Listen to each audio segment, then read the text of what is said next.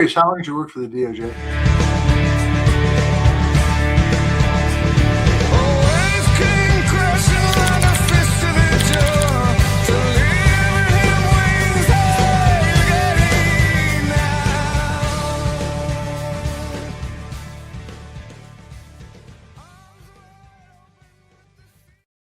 Okay, hey guys, welcome to Grounded with John Tester and Maritza Giorgio. We have a double whammy show for you today because right now we have our first guest with us. We have Liz Oyer, who is a former pardon attorney for the DOJ.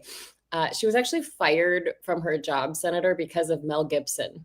Yes, Mel Gibson, the actor, and we are going to talk about that in a little bit. And then later on, we are going to be joined by Randi Weingarten, president of the American Federation of Teachers, to talk about some new moves at the Department of Education. But we want to say welcome to Liz first. Thank you. I really am glad to be here. It's good to have you on, Liz. And I'm going to tell you, I don't know that we've ever heard from somebody who got fired because of a Hollywood actor. You know, I have to say that the most dismaying, upsetting thing about my firing is I feel like my legacy, to the extent I'll have one for all of time, is going to be tied to the name Mel Gibson. And frankly, you know, his movies aren't even that good. I was wondering about that. Like what happens for you if you're clicking through the channel and like The Patriot or Braveheart comes on? Is it a different experience now? It hasn't happened yet, but yeah, I'm pretty sure I would just click on through, keep moving, look for something else. Oh my gosh. Well, we want to thank you for being here. We have to talk though, really quickly. I mean, we'll get into Epstein because there's some questions I have for you about that, but let's just chat for a moment. Senator and Liz, jump in where you want to. The Epstein files. So yesterday, the House almost unanimously passed the bill to force the DOJ to release what it has on Epstein. 427 to 1. There was one person who voted against it from Louisiana. And then it passed the Senate with unanimous consent without objection. So, Senator, now what? Now, the president said he was going to sign it. And then the question is for Liz. Now, Liz, now what? Because it's hard for me to believe they're actually going to release the files. This puts the Department of Justice in a really difficult situation. So Pam Bondi has gone on record about the Epstein files a couple of times now. She said back in February that there was a truckload of evidence and that she was releasing the first wave of it in these binders. You might remember there was this kind of like media fanfare event that happened where all these people were waving around a binder that supposedly had the first wave of documents that were going to be disclosed. And it was pitched as like, this is the first of many to come. And then all of a sudden in July, there's this joint memo that's released by Bondi and Kash Patel, the director of the FBI, that says, wait, there's nothing else to see here. We're closing this out. There's no more relevant information, nothing else to say. We're done. And so that was a huge pivot in and of itself. And now she's in a position where she has been ordered to release the files. She's effectively now legally required to release the files, and her credibility is shot. So, you know, whatever she releases will be subject to a lot of scrutiny if she releases anything at all, as to whether, you know, it represents the full universe of documents. It'll be very interesting to see how she navigates through this very, very tricky situation. Liz, you're an attorney. Neither Maritza or myself are attorneys. Could they just release certain names? Well, Really?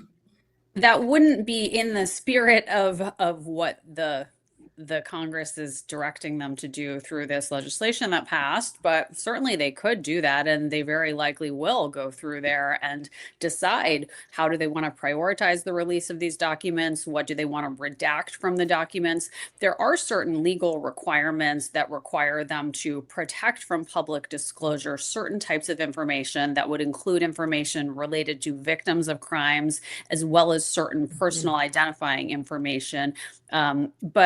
But you know, they can obviously manipulate and abuse that ability to redact certain information as they see fit, because that's what this Justice Department does. That's kind of the question I was going to ask, is that, you know, Jeffrey Epstein's brother, Mark, has been basically, I think he went on, I can't remember which network, but he went on and said that the DOJ is currently scrubbing evidence right now. I mean, it doesn't give a lot of confidence in the system. But then also, just because there's been so much scrutiny and conspiracy theories around this, I just wonder, no matter what they release, will anybody ever believe that's really the full thing? I don't think so. I mean, the credibility of this Justice Department is shot in the eyes of the public, especially on this issue, because of the pivot that they've already done. And it's going to be really hard for anyone to believe that the efforts that they're making on this issue are in good faith. Part of the problem is that Pam Bondi and Todd Blanche, her number two, they used to be Donald Trump's personal attorneys. Blanche actually represented him at the one criminal trial that he lost that resulted in his conviction on 30 plus felony counts. And he knows that his number one job is to protect Donald Trump, the man. Pam Bondi, exactly the same in terms of how she does.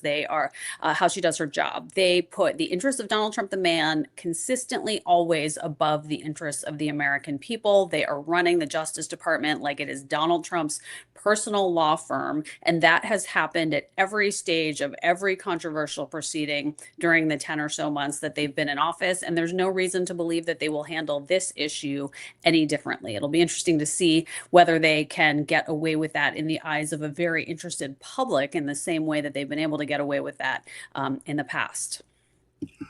So this is the Epstein. The reason Epstein is big in my mind is this is bigger in politics. This is about grown men taking advantage of little girls. And there's been enough emails, there's been enough videos put out that Trump was a part of this. There's just no doubt about it. So if they just cherry pick and release some, quite frankly, it sends a signal, I think, to the general population that this is okay. This is all right to do. You can go be a pedophile. It's okay in American society. And I've said many times, what the hell happened to the Republican Party that had moral values? They seem to be gone. And by the way, it isn't just Trump; it's the entire Congress that rubber stamps this kind of crap. But where do they move from here? I mean, the truth is, this is really, really, really, really, really bad for society. And where does Congress move from here? Where does the American people move from here if they know they're being hoodwinked? Well, Congress across the board needs to stand up and perform their constitutional function, which is to push back against the powers of the executive branch when the executive branch oversteps. They're not doing that in any domain, in any way, shape, or form, and they need to start doing that much more aggressively in order to preserve the basic structure of our democracy. They have done that on this one issue, and that is encouraging. But there are lots of other areas where what we're seeing really isn't political, and there should be bipartisan outrage over some of the things that Donald Trump is doing. And the pardons he has granted to date are really one of them. He has used the pardon power to enrich himself in a way that is not in the interests of the American people, not in the interests of our national security, our public safety, the integrity of our justice system. He's granting pardons that benefit him financially, politically, personally. And that sort of overlaps with the Epstein issue, because many of the folks that Trump has pardoned have really just frankly terrible character by any reasonable measure. And that includes some folks who have prior histories involving serious sex offenses or who have gone on to commit new crimes involving the sexual exploitation of children, the types of people that no president of any party in our history would ever have considered granting a presidential pardon to. Donald Trump pardons them, and that's sort of part and parcel with not taking seriously the types of crimes that were committed by Jeffrey Epstein, Ghislaine Maxwell, and those in that orbit. I want to talk more about those pardons. And I mean, we can talk about Mel Gibson, but that's small potatoes compared to what's happening. And just yesterday, in the middle of all this chaos with Epstein, this is something that I don't think got a lot of attention yet, but I think it will. But ProPublica published this expose that found that the White House actually intervened on behalf of Andrew Tate and his brother, accused sex traffickers. Okay. And this isn't all. We've seen for the president go after his perceived political enemies, target them. We have, of course, James Comey, Letitia James, John Bolton. And then pardon allies and more. Now, of course, there's a judge that's saying now that the government missteps in the Comey case could actually end in the dismissal of that case. But I'm just wondering, I mean, when you look at the DOJ, where you worked for, I know Senator Tester was going to ask you, how long were you at the DOJ in total? I was at DOJ for 3 years. I've been a Okay. public servant with the federal government for about 13, 14 years. So when you look at that and your time at the DOJ, you've called it before a 5-alarm fire there. So what are you hearing as every single day we see headlines like this come out? What are you hearing from your former colleagues? Like, what is morale like? It's really terrible. There was an article published recently in the New York Times Magazine that talked with about 60 DOJ employees, past and present, and across the board, folks were expressing a lot of outrage about the way the department has been run, essentially as Donald Trump's personal law firm. Issues that are political at heart are being placed above the traditional considerations of the department, which are upholding the rule of law, upholding civil rights in our country, and protecting public safety. Those traditional priorities, the core mission of the department, are taking a back seat to things like vengeance against Donald Trump's enemies, Letitia James, James Comey, and others, and frankly, using the justice system as a spoils system to reward Donald Trump's political allies and supporters, including with dismissals of prosecutions, as we saw in the Eric Adams case, and with pardons and commutations of sentence, as we've seen really broadly in cases of folks, who really don't deserve executive clemency based on the merits. So how many people have left? Do you have any idea on how many people left the Department of Justice? Yeah, there's been some reporting saying that it's over 5,000 attorneys, just lawyers alone, have left the Department of Justice since the beginning of this administration. And the attrition has been really bad in certain areas. We've seen a lot of the most experienced national security prosecutors depart the Department of Justice, which is concerning because those are people who have very specialized expertise that is essential to responding to foreign threats to our domestic security. We've also seen basically the entire public integrity section gutted. It went from about 30 lawyers to, I believe, 2 lawyers remaining who are tasked with investigating and prosecuting corruption by public officials. That's obviously symbolic of Donald Trump's priorities. He believes that public corruption is not something that should be aggressively investigated and prosecuted. And you kind of have to ask yourself why it is that he doesn't consider that to be a priority. So these cuts have hit some critical sections where the work really isn't political, especially hard in a way that's really damaging to the integrity of the institution and to our safety and security as Americans. So the 5,000 that have left haven't been replaced? Most have not been replaced, according to the reporting, and just anecdotally, based on what I'm hearing, nobody really wants to go work for the Justice Department right now. There are some folks who are still trying to hang on to their jobs there, but it becomes increasingly difficult every day to do your work without putting yourself in a position where, frankly, you could lose your bar license. People are being asked not to answer questions from judges candidly, which is sort of like the cardinal sin as a government lawyer, is to go into court and not tell the truth. But people are being asked to do that, to conceal information, to mislead courts.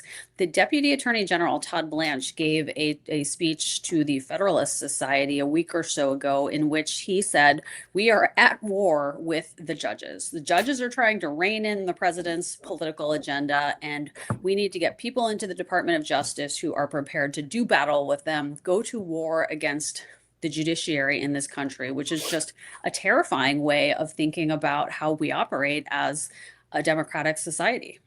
So, and I'm going to let Marisa go here for a second, but I got one more question to ask. So, why should my farmer neighbors or somebody that's working in a city be worried about this stuff? Hell, it hasn't affected me. I'm still getting screwed by the tariffs. Why should I be worried about the Department of Justice? Yeah, I'm really afraid that it's going to take a true national crisis, something really catastrophic happening in this country before people can really see how this affects all of us. The Department of Justice, since the 9/11 terrorist attacks, has been charged with proactively investigating and preventing incidents like that from happening in this country. They're also tasked with being prepared to respond immediately to something like a cyber attack on the United States, which could paralyze all of our business operations in every industry, as well as a national security threat like a terrorist event. We have essentially ridded the department of the most experienced people who know how to do that work, and that's really, really dangerous. And it may just take something really catastrophic happening. I hope and pray that it doesn't, but before everyone can see how dangerous and destructive this is. It's really scary. It's really scary to think about people like you who've been public servants for a long time, for most of their career, and now all of a sudden they're pushed out or they leave on their own because they're standing up for what's right. It is scary, and it's not, it should also offend people across America, regardless of partisan affiliation, on some level, that our president is really profiting off of the instruments of government. He's using the Justice Department to settle scores that are personal and to enrich himself at great expense to the taxpayers. I mean, we've got people who are suffering because of the tariffs, and at the same time, he is sticking his hand into the taxpayer cookie jar and using it to benefit himself. An example of this is he is asking the Justice Department right now to pay him $240 million for having prosecuted him over the classified documents and other issues that the Supreme Court found he was immune from. So, he claims that because he was prosecuted legitimately and lawfully, he should be paid out of taxpayer money over $200 million. He's also using the pardons to enrich himself. This one recently of a crypto billionaire, a man named Changpeng Zhao, who was running a crypto platform called Binance, profited the Trump family to hundreds of millions of dollars by pardoning this person. The person they pardoned was using his cryptocurrency platform, essentially allowing it to be used to promote criminal activity. So people were using his platform to send money to terrorist organizations, groups like Hamas, Al Qaeda, ISIS, and he was looking the other way, violating US laws that require him to shut down that type of activity. That's not somebody who deserves a pardon. That's somebody who's endangering the security of Americans. But what he did to get the pardon was he facilitated a $2 billion investment, that's billion with a B, into the Trump family cryptocurrency business as it was starting up. And he essentially made sure that it was able to launch successfully and quickly become hugely profitable for Donald Trump, his sons, and others in Trump's inner circle. And because of that, he was rewarded with a pardon. That should offend every single American, that our president is using the justice system as a personal piggy bank, a cookie jar to reward his friends and to benefit his family financially. So here's the problem. I don't think people believe it's happening. Hey, is Fox News reporting on this stuff? I mean, everybody I know watches Fox News. Are they reporting on this stuff? Because I don't think they are. And let me give you just a sample. I probably talked about this on the podcast, Marie. But I've got a grandson that's going to college. One of his buddies said, hey, the president's donating all his salary to charity. He's not profiting at all from the presidency. People aren't hearing this information. Maritza's doing the best she can do, trying to drag me along, but how do we make this happen? I think you're raising such an important point. I think that even news has become viewed as political or with skepticism, and people only trust certain sources of information. I think we need more independent media like this this podcast that you guys are doing. I mean, it's a great Yeah. example of the importance of just getting to people directly and trying to provide trusted sources of information. That's really what I've dedicated my post DOJ time to doing as well, just using my personal experience and expertise to educate people who are not lawyers about what's going on in the legal system that should really alarm them, and trying to make people understand why it matters to them and why these issues really aren't partisan, why these should be issues that we can all unify around as Americans to be concerned about. And let me say, Liz, you're doing a fabulous job. I see you everywhere, and your videos and your explainers are easy to understand. They're not sensationalized. They are very plainly laid out from your experience, and they are so educational. I learned so much, and I thank you for all the work you've done there. But let's talk about pardons. I know we're going to run out of time here in a few moments, but okay, listen to this, folks. 238 pardons during the first Trump administration. Any guesses, Senator, how many pardons there have been so far, 10 months into the second term? Just guessing, 10 times that many. Yeah, 2,000. 2,000. So let's reflect on that. I mean, go ahead. Well, and then you're going to where I'm going, and then the question is why? I mean, we talked about profitability. Is there other things? Well, part of it is he's pardoned nearly all of the J6 defendants, right? Which I'm surprised we didn't hear more about that from some Republicans in Congress who lived through January 6th. But then, yeah, we should talk about that. I mean, I've never had a need for a pardon, Liz. Thankfully, I don't think Senator Tester has either. But you went through this. There was a 60 Minutes. There was a 60 Minutes appearance here in the last week. We can play it for a second if we have a minute. I'll play it here. To apply through the Justice Department. Oh, let me start over. There Liz Oyer says that today, President Trump is using his pardon power in ways that other presidents have not. The way he talks about pardons is very significant. Whenever he's asked about a specific case, are you going to pardon Ghislaine Maxwell? Are you going to pardon P. Diddy? He answers by saying, well, I could, I'm allowed to, I'm entitled to, I have the right to do it. He doesn't answer whether he will or won't do it, and people are lining up in droves. What is at stake? The pardon power is intended to show mercy to people who have been treated harshly by the criminal justice system. And there are many, many deserving candidates for clemency who are continuing to apply through the Justice Department. These are people who do not have the money or the political connections to go straight to the White House through the front doors, to jump the line. But many of them are truly deserving of these second chances that clemency can provide. And it is truly a shame, it is truly unjust that those people are now being overlooked in favor of the wealthy and well-connected. Okay, so that was really well said, but I just wonder if we can talk about that for a moment, because I mean, the whole crypto guy, and Trump said, by the way, I knew nothing about that guy. I don't even know him when he pardoned him.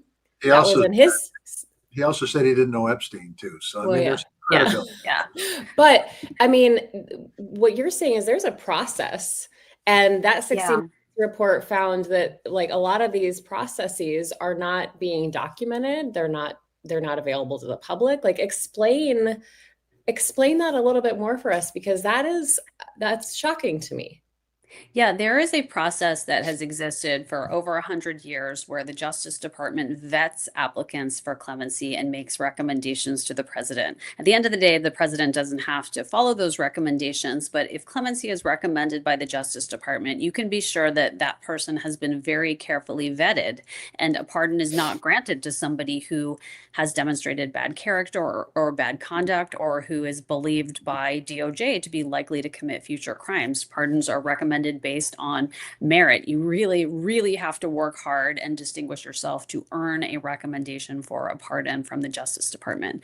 I think it's important, in the spirit of, Senator, the issue that you raised about what news is reporting, to acknowledge that Joe Biden did some things with the pardon power that legitimately raised doubts in the eyes of the public about whether the pardon power is a good thing. He pardoned his son. He pardoned a lot of folks preemptively who were involved in investigating the January 6 attacks. And those, my view is that those were destructive to the perceived legitimacy of the pardon power. Those were things that I think were regrettable and laid the groundwork for Donald Trump to claim, well, he did what he wanted with the pardon power, so I'm doing what I want with it.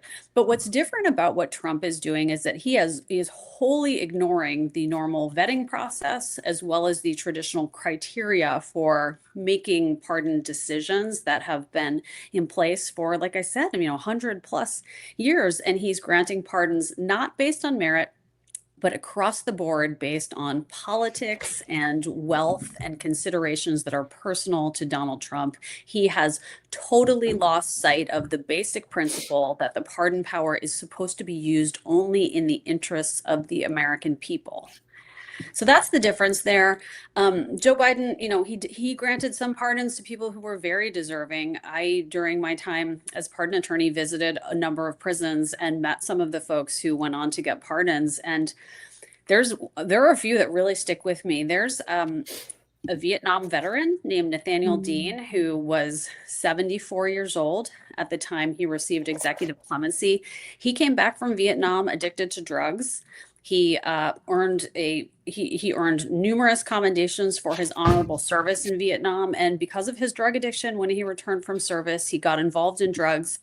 He committed a 3 strikes drug offense, and he ended up serving a life sentence for drugs. He had been seeking clemency for about 10 years before it was ultimately granted by President Biden. His mother wrote this letter that I still tear up when I think about it, that was written to President Bill Clinton, saying, my son is in prison for life. I am getting older. My dying wish is to have my son home with me so that I can cook him a home cooked meal and give him a hug before I pass. She died about 10 years before he ultimately got the opportunity to come home with executive clemency. But Nathaniel Dean is just one example of thousands of people who are in prison who are deserving of consideration for executive clemency, but who are being ignored because Donald Trump is prioritizing people who have helped him financially or politically. And it's really just a tragedy for the American people and for those who are being overlooked in favor of Trump's political agenda.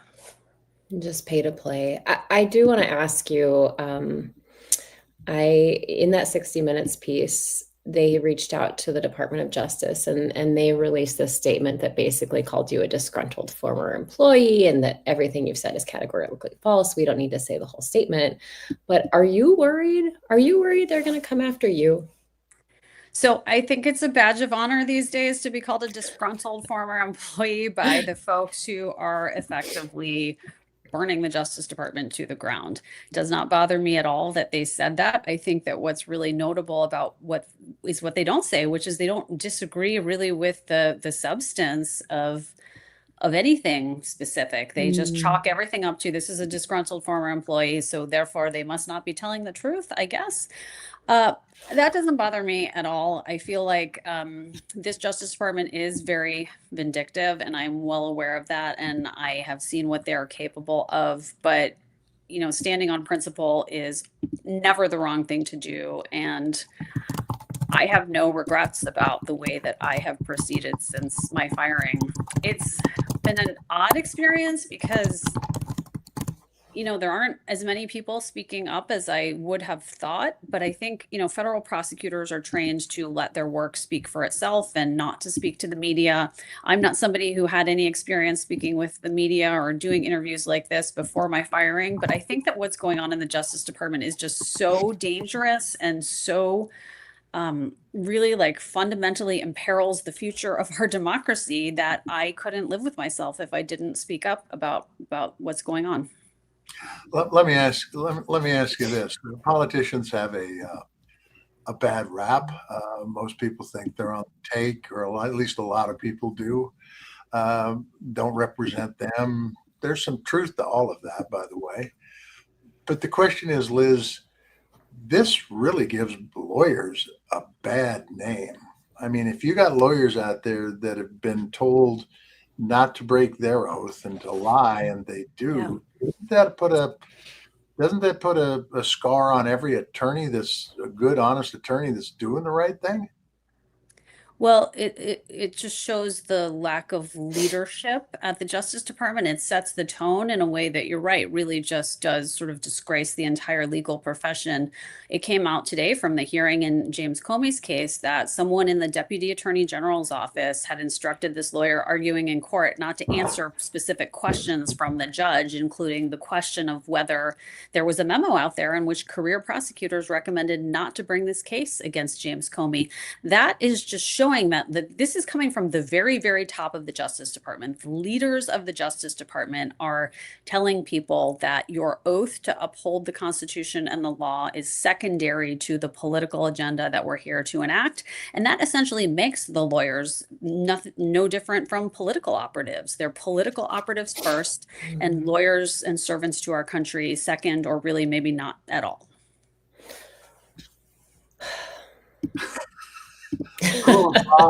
The rule of law, at least at the Department of Justice, doesn't seem to exist. Yeah. It doesn't. I mean, the damage that's been done to the credibility of the institution is going to take decades or generations to repair. And I think there is an opportunity here. So I don't want to, wrap this up in a totally negative note. Yes, I want we to like note that. I came into the Justice Department having spent 10 years as a federal public defender. And so I came in with a lot of notes about how the institution could be different and better. And one thing I think we're realizing now is people don't really understand what the Justice Department is supposed to be doing when it's working well. People, like you mentioned, Senator, people in your area may not understand how this work that's happening in Washington affects their individual lives. And that's a failure of the department institutionally, and something that can be addressed, something that we now know needs to be addressed urgently. There's a lot that we can do to rebuild this institution better and stronger, and to make sure that it really serves the American people, regardless of party, throughout our entire country. And there will be an opportunity to do that rebuilding when this administration comes to an end.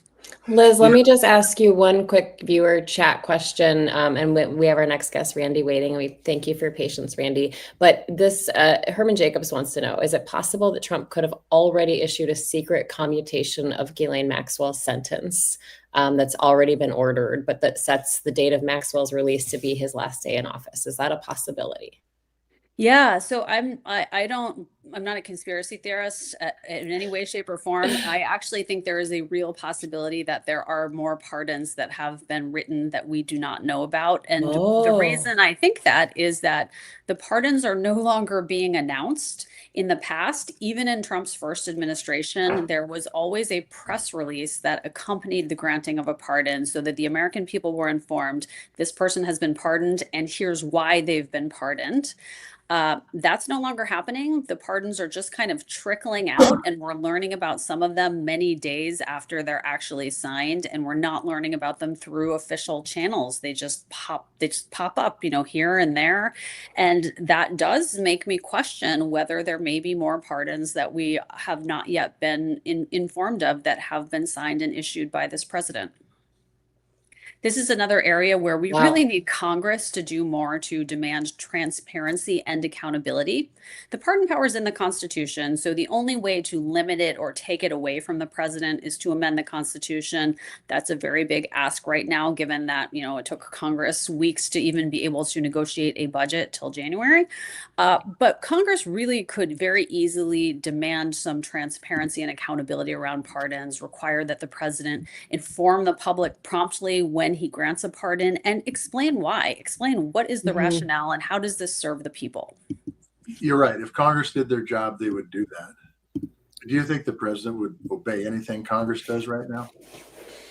Maybe not. But I think that if we had members of Congress on both sides stepping up and demanding accountability, it would highlight the importance of the issue, and it would put some pressure on him to really think about how he's using the pardon power.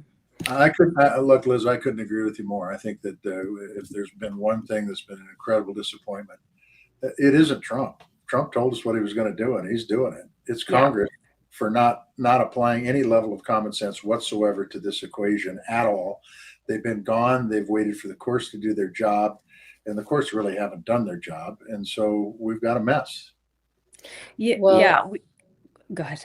Oh, I just want to say I know that we have gone over Liz's time and we could talk to you for so long and we have Randy Weingarten waiting, but I do want to say, Liz, just thank you so much. And I hope that you'll come back and join us. Like we could talk to you all day. There's so many issues to talk about with Yeah, you. thank you so much for having me on. I really appreciate that you're doing this to shed a light on the legal issues and why they're important to all of America, because they really, really are. And it's not always communicated clearly why these issues should matter to all of us. And I really just want to emphasize that these are not political or partisan issues. These are issues that should matter to all Americans. And I'm so glad that you are covering them.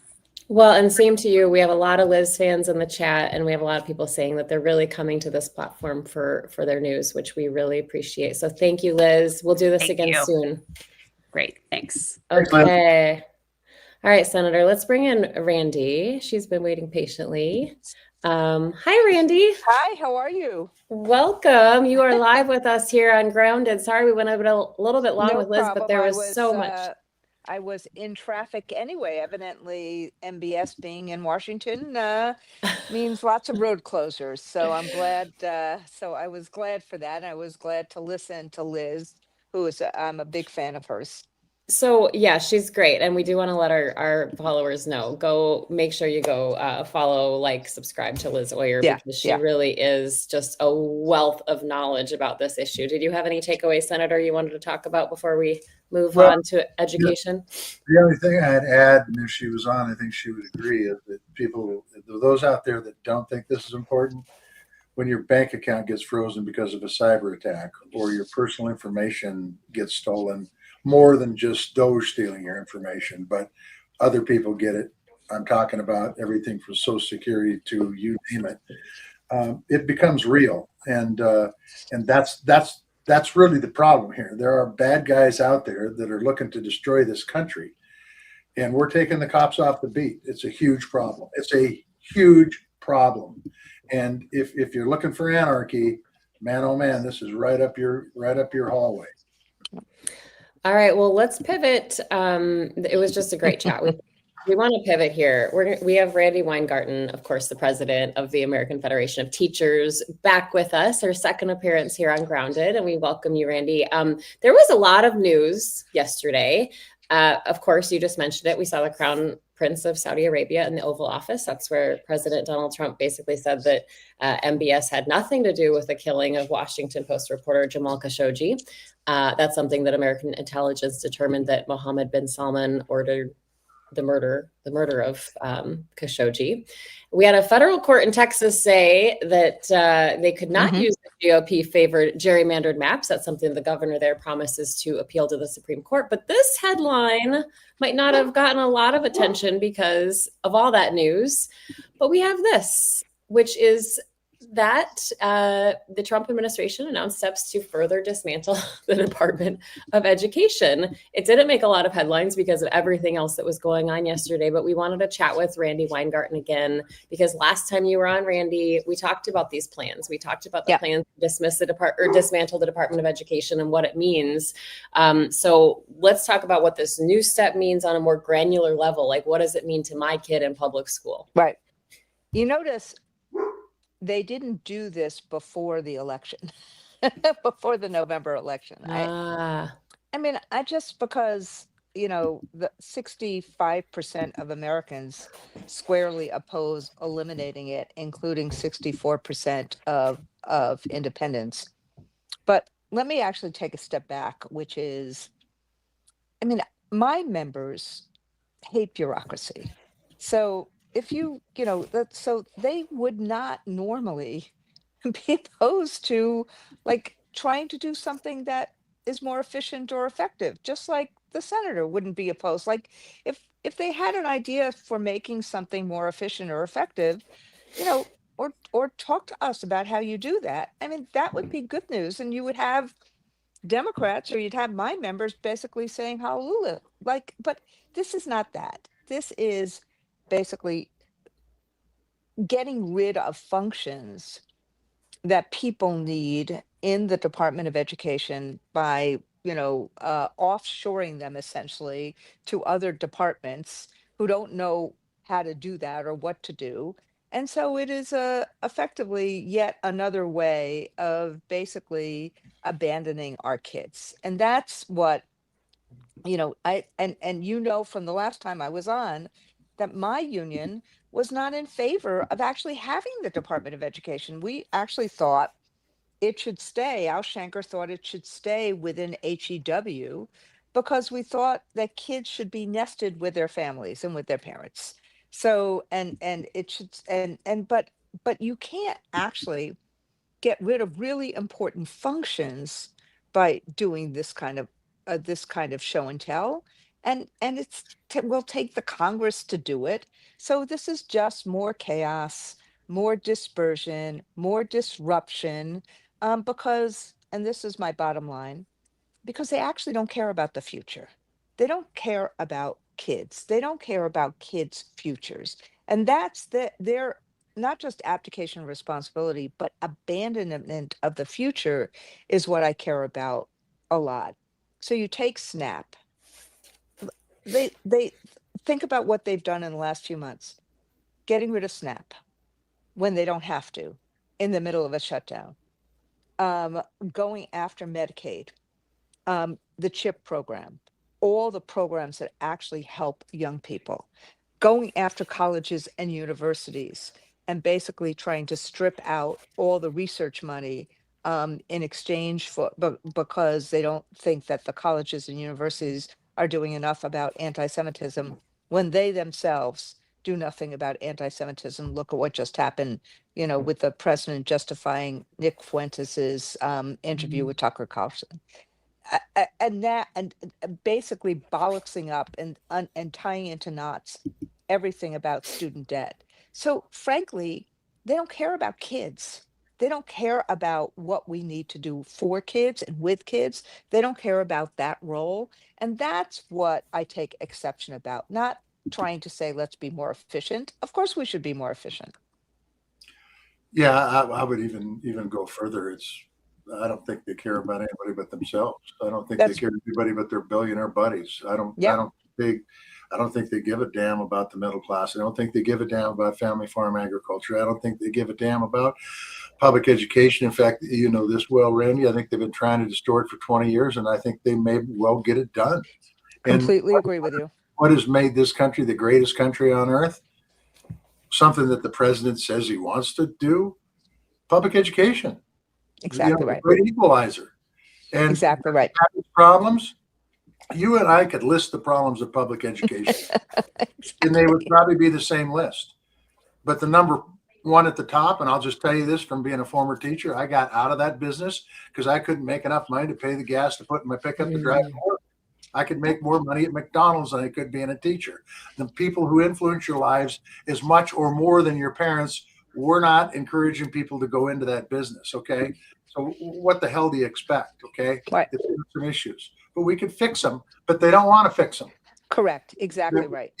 They want to have you send your kids to a religious school or a school you can't afford to send them to, so you don't send them to anything, or you take them at home and they, quite frankly, in my opinion, don't get the education they need. It's the damnedest thing I've ever seen in my life. But it's just not kids. It's everybody but Right. them. And that's why, I mean, I found it to be so such poor form, because it's like, right, they're losing two of the cultural wars that they really relied on. I mean, so the same day that overwhelmingly people voted to release the Epstein files, and at the same day, or the same week, where it's clear that that there's a real discomfort with disappearing our neighbors, and people want us to make that we should protect our neighbor and not disappear them. So that they're just going back to yet another political culture war, which is going after education. And Senator, you're right. What the one thing, and I went back to, because I was doing a speech a couple of days ago, so I went back to something that I said in 2008, which is, we will, I said to this government, I said to the public, I said to parents, that we as the AFT would engage in any policy change as long as it was good for kids and fair for teachers, with one exception, and that was vouchers. Because what vouchers are about is basically destabilizing the system of public schools. It's only about, and you now see it with all the, statistics and data. It is only about taking more money away from public schools and giving it to vouchered schools or giving it to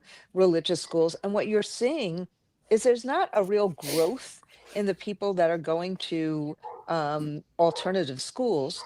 What there's a real growth in is homeschooling.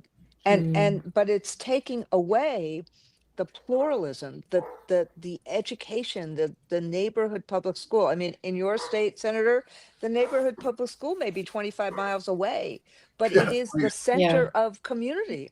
It Yeah. is the one place that becomes a center of community for pluralism, for diversity, for inclusion, and for actually teaching kids the skills and knowledge and they need for their lives and for the habits of democracy. So Randy, the announcement yesterday basically said they're moving all these programs K through 12 to the Department of Labor to be managed by the Department of Yeah. Labor. So the question is like, does the Department of Labor have the knowledge, the bandwidth, the staff, the understanding to handle those programs, or is this just a stop on the way to getting rid of those programs? It's just a stop on the way to getting rid of those programs, because think about it this way. I mean, I'm laughing because the irony is so rich, because in that big, ugly bill that was passed in July, one of the things that they eliminated was all the kind of they added workforce Pell, but they eliminated all the things that paid for the workforce readiness infrastructure through the United States. It was called Viola, and they eliminated all that. So the place they would actually, you could make an argument that career tech ed training connected to workforce readiness throughout the United States, that you could nest it there. But they got rid of the infrastructure that supposedly career tech ed is going into. So it's ridiculous. And then the second thing is, literally, what does the Labor Department know about how you educate kids for reading? For how you give kids the most important title, the most important two programs that we have in education are the Title I program and the IDEA program. So Title I is basically the Johnson program that helped kids have the resources they needed, school by school, if they were poor or disadvantaged, so they could compete in society, so they could have, the resources for lowering class sizes, for devices, for reading programs, so they can compete with better funded schools. What does the Labor Department know about that? The second big program is the Individuals with Disabilities Act. What does the Labor Department know about that? So essentially, what they're saying, this is why I say it's abandonment of children. They're essentially saying that the department that is supposed to be working with working people, that is supposed to be working to make sure that people who are adults, are treated fairly. You're putting programs for kids in there. You're just basically abandoning kids. So we have a question in the chat from our YouTube audience, and I'll expand on this. But this person says, "I fear for every special education student. What can be done to keep those kids protected?" And I'll just go further. What can we do to protect all of our kids in all of these programs? What can we do? So the one thing, the good news about, the one thing where the Trump administration is actually right about, except they get their dates wrong, is that public schools are basically run by states. They are not run by the federal government. Public schools are run by states, and they're run by local communities. And so the federal government, the Trump administration, can't actually get their mitts on that. So the key is that that what they were supposed to be doing is making things better for kids with disabilities. So, you know, several of us, the NEA, NAACP, we all have cases in court right now to actually stop the dismantlement of the Department of Education. Not because I think it's the best thing ever. As I said, my predecessor thought it should stay in HEW, but we all have, you know, these kind of stop the chaos lawsuits that are going on. But we lost the injunction because the Supreme Court in the shadow docket said, oh, they're not really dismantling it. Now we will go back to revive those cases because they've made it clear they're really dismantling it. And so we will try to protect kids by going back to court. And we'll also try to do what we do throughout all the states, which is to protect kids through the states. And we'll also go to Congress to basically say, don't do this. It's an abdication of responsibility. So this, the year of the 50th anniversary of IDEA, we will not only challenge this in the court of public opinion, which is why thank you for letting me be on, but we're also going to keep on challenging it in the courts and in the Congress. Well, good luck with Congress. Yeah. I will say though, I I mean, have this they ready have to to go. actually work. They're supposed to actually, they know that you can't change this unless they authorize it. Yeah, here's the problem, Randy. They also know that the president isn't supposed to do tariffs. They are, but that hasn't Exactly. stopped them. Yeah. I do want to add this because Senator Tester talked about teacher pay, and this was an infographic that the Washington Post put out that basically said that Elon Musk Yes. is set to make more than every U.S. elementary teacher combined with his newly approved $1 trillion pay package. He will make $3 billion more per year than the 1.4 million elementary school teachers in the U.S. combined. So if you want something and we, let me just say, as part of who we are as a union movement, and we are the shareholders, meaning that, you know, there's a lot of pension funds that are invested in stock, including in Tesla. And many of us really pushed the retirement systems of the country to vote against this pay package. And many of them did. But could you imagine a teacher's retirement system like in Florida voting for this pay package, and yet they don't actually do what they need to do in Florida to actually pay teachers? So they'll vote for a pay package for Elon Musk, which collectively is bigger than the pay of every elementary school teacher. But they won't take a step to deal with the pay in terms of Florida's teachers. Sometimes you just can't help stupid. That seems to be a bit of a dichotomy when you're talking about teachers' retirements, and I just they should. My God, I mean, where are we going? Yeah. Yeah. Well, we thank you so much, Randy, for being with us. Thank you for helping us understand this better, and we'll chat again with you soon. Thank you. One more thing, Randy, keep up the fight. I know it's got to be hard, but keep up the fight. This is our country on the line from my perspective. I will. Well, you know, I wrote this book to try to do that. So, you know, I wrote this one. Oh, yes. Do that stuff. Yes. Why fascists fear teachers. But we will keep up the fight. All right. Thank you. All right. Thanks, Randy. Oh, we've covered a lot today, Senator. Yeah, no kidding. Yeah, it's pretty good. And we have some breaking news that just pushed out. The DOJ is admitting that not all the grand jury members who were presented that Comey indictment saw the final version. So there's going to be some more news with that Comey indictment today, I have a feeling. So is that kind of like inept? I mean, is that what that is? Can you help me out here? I'm not.